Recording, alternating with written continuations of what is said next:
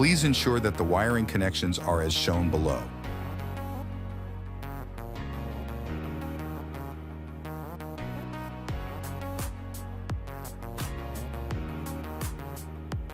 Confirm that the wheel is correctly installed.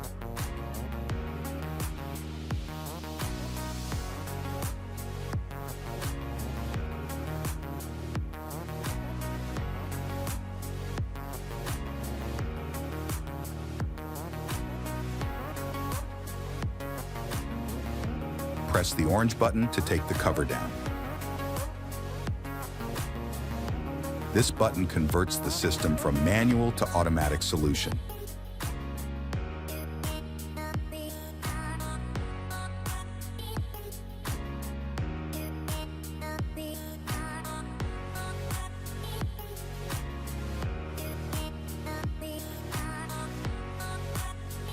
Press the E-stop, emergency stop, to interrupt the cutting operation. Pull the E-stop for the machine to operate.